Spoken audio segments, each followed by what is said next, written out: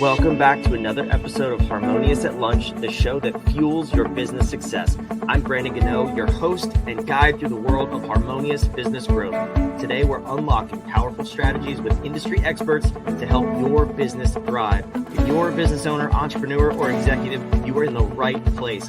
Join me and our incredible guests today on the journey to clarity, growth, and success. It is time to revolutionize your approach to business. Let's dive in with another episode of Harmonious at Lunch.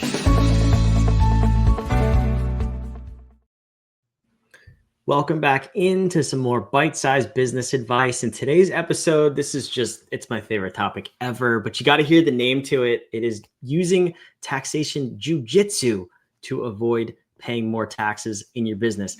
I hate paying taxes. Most people I know feel the same way, and I'm sure you do too, but I have a very special guest with me today. We're going to break all this down and see what we can do about paying less taxes, even though it's the beginning of the year when this episode is going live. We are recording it at the end of the year. So I don't know if that changes anything, but anyway, Matthew Cercily, welcome to the show, and thank you for being here. Thank you. Glad to be here. So that was a little surprise that I just dropped on you that I probably should have told you before we started recording, but Happy New Year to everybody. It's the end of January, at least at the time this episode goes live. I know that doesn't help us a whole lot for last year's tax strategies, but going forward, at least this will help. But I love this topic, taxation jujitsu. Please tell me what you mean by that, because it's the most creative title I've ever heard. So jujitsu is using an opponent's strength against them.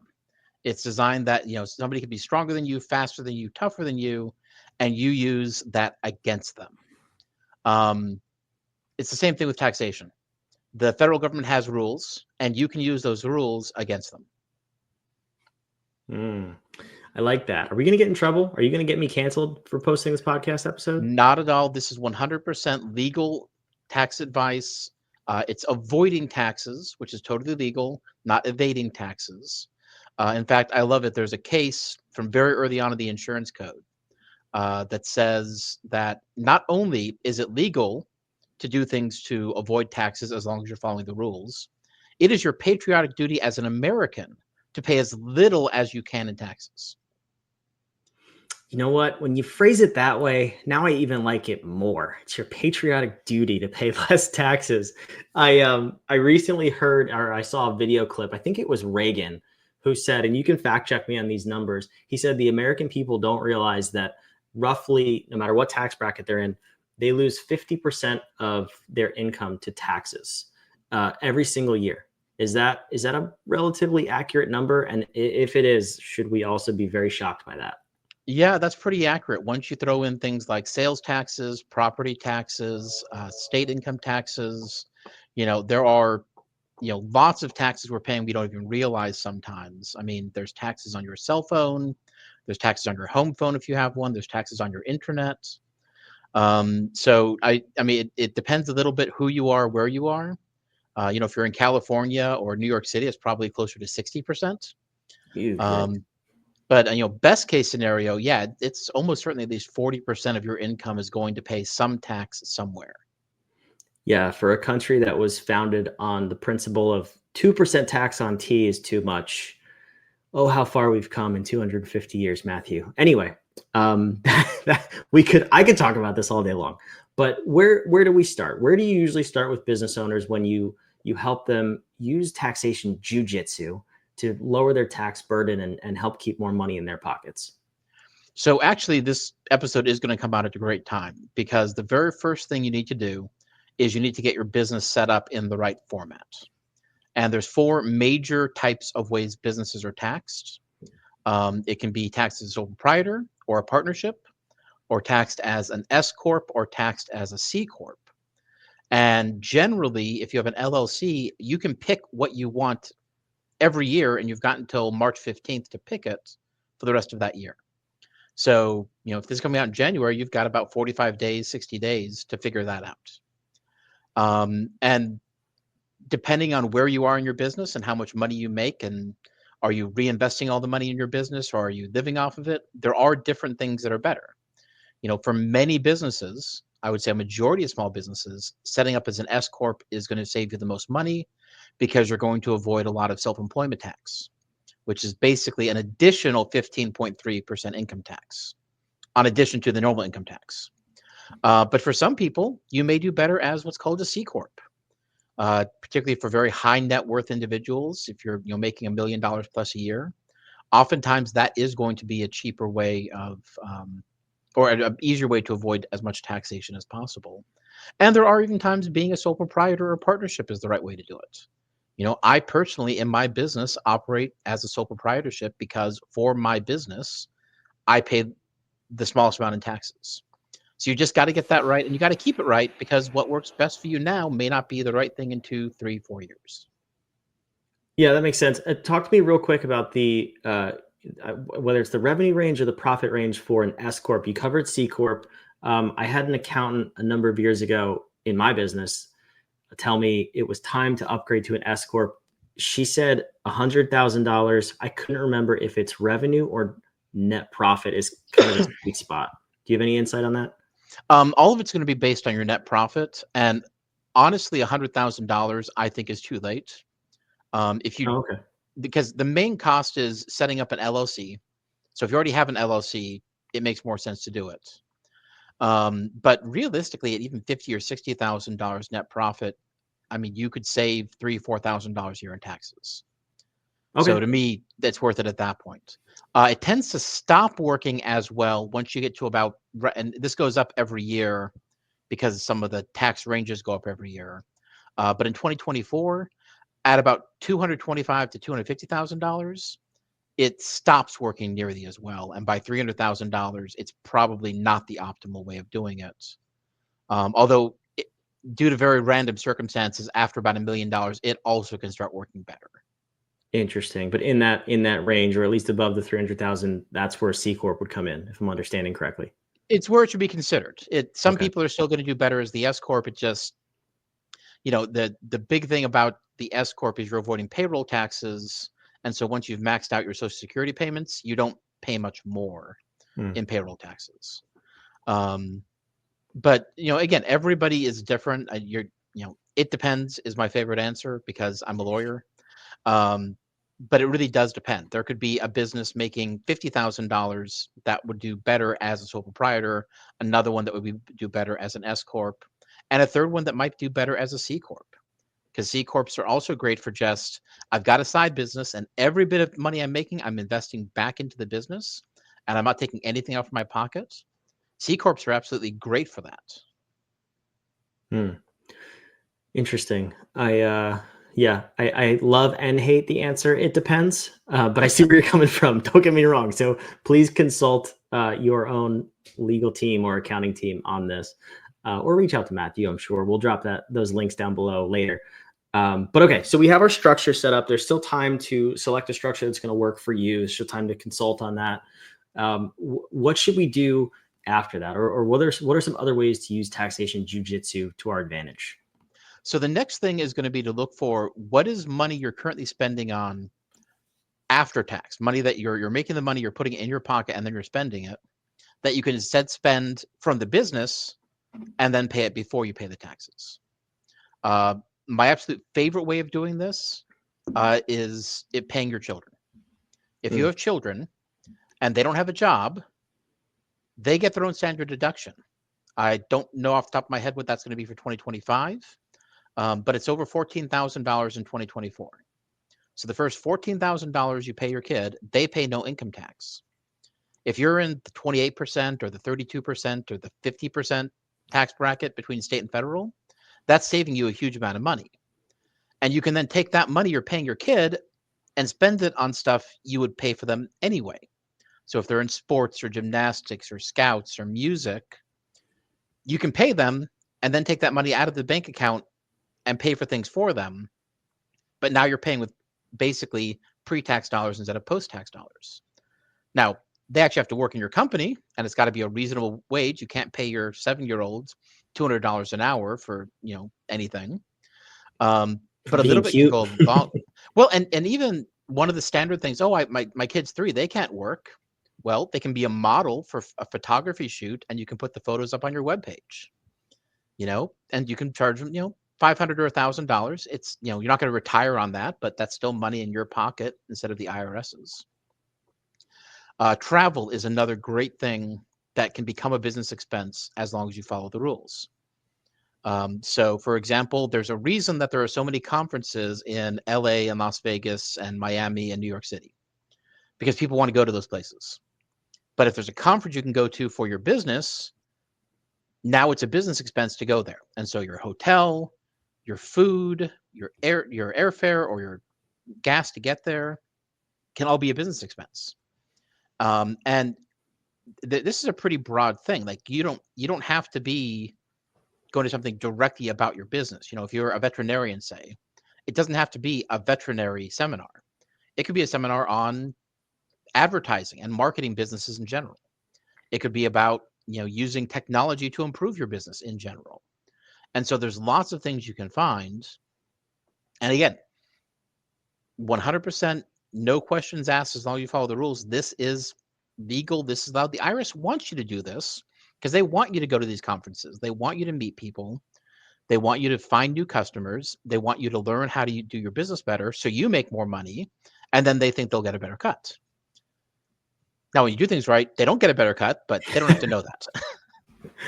It's fully in effect as long as you're not going to a tax conference to learn how to pay less taxes. Well, except I do that. There's a conference in the Cayman Islands of all places that does tax stuff, particularly for CPAs and attorneys. And I've been to that conference, and I did write off that trip basically 100% for myself. Couldn't write off my wife's part of it, but mine totally tax deductible.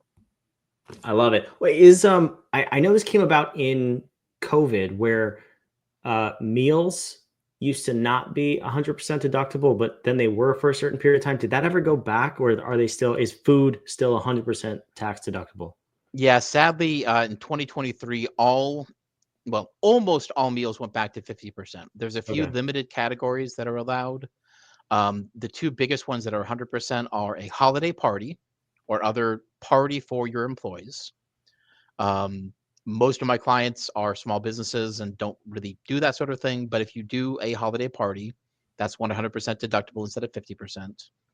And food for customers is 100% deductible. So if you do an appreciation dinner for, and it's got to be like just people in the office. So like you can't do a dinner for your clients, but if you have like snacks out in your office that customers or potential customers can grab, that's 100% deductible.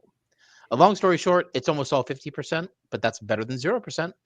It's better than 0% for sure. That makes sense.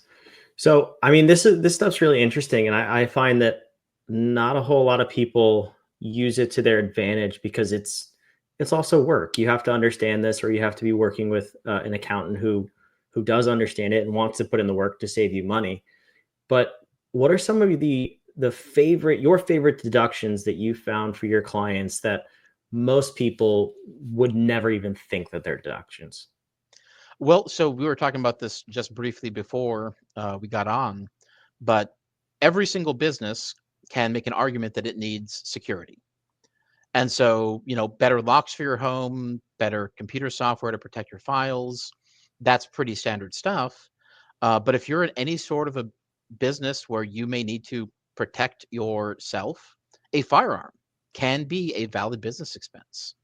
Don't go crazy. Don't go buying the $5,000 super flashy thing, and don't do it every year if you don't have a good reason. But almost any business can do that. Now, some can get away with more. If you're a farmer and you have livestock, you need a firearm to protect those animals, and you can probably get away with a little more on that. So that's one of my favorite kind of, almost no one thinks about it, but it's there. You kind of sound like my wife when you say, don't go buy the 5,000 thing because there's no good reason. I can give you a good reason. You just won't like it. Well, and so this comes down to, for anything to be tax deductible, and people express it differently. The IRS says it's a 2-part test, but it's really 3 parts. It has to be ordinary, necessary, and reasonable for your business. Thankfully, necessary just means it helps you make money or helps you get customers or helps protect what you have. Ordinary is this is the type of thing people in your business buy. So, for example, if you are a farmer, the types of things farmers buy is normal for you. But, a Maserati probably isn't. That's a new kind of farming. The If you're a IRS doesn't know about that lawyer, kind of farm yet. if you're a high-priced lawyer, maybe that is an appropriate thing to buy. And then similarly, it's reasonable. And for reasonableness, it's basically how expensive is it and does it make sense financially for your business? So this is where we get to, again, maybe a lawyer could say, oh, it's ordinary for attorneys to buy this sort of a car. Well, but if you only make $100,000 a year in your business, then that's not reasonable. That's too expensive, probably. And so that's the area where on these things that are a little bit more out there, the IRS will go after you if they want to challenge it. And so again, buying a $700 Glock, I think they're $700. I haven't priced one in a while myself. Or even maybe $1,000 AR-15, probably going to be fine. But don't go get the gold, plated, fancy whatever, unless you can justify it. Again, that farmer who's got 1,000 acres of land can probably justify buying a really good scope for a rifle that maybe you couldn't to defend your home. What is reasonable does depend on the business. If you're making $1 million a year, it's a little easier to get away with what's reasonable than if you're making $20,000 a year. I'm curious about the reasonable part too, because it seems like that's also a protection mechanism that maybe skirts the line of tax evasion. So for example, if I'm trying to hide some funds and I hire you and your normal invoice is, let's say, $20,000, and I'm saying, hey, Matthew, I really need to hide 50,000. Can you inflate your invoice for me? Is that sort of what that rule is getting at? Because I could see where that would be relevant and important. I don't think so. Again, I really think it's more designed to make sure that the thing is really being purchased for a business purpose. Okay. They're trying to make sure that, again, this makes sense for your business. The common example I actually use, I've got a friend who is a strength coach, and he drives around here in Dallas to people's homes with some of his stuff in his vehicle. Well, he can't use a Mini Cooper for this because it's not big enough, and he's got expensive stuff in the back of his vehicle, so a pickup truck doesn't work. So he's got a full size SUV, which is totally reasonable, but the Tesla van is so expensive it'd be hard to justify. Why is that a reasonable expense when you could have just bought a minivan, a regular minivan, right? Mm. Now, if he were the strength trainer to the stars in Los Angeles, working with people in Hollywood, now maybe that's reasonable, because are those stars going to work with the guy driving the Honda Odyssey, or is the fact he can afford and has the high priced Tesla maybe going to get him the business? And so again, there's a lot that looks into this. There's usually not a yes or no. It's oftentimes, what does it seem like?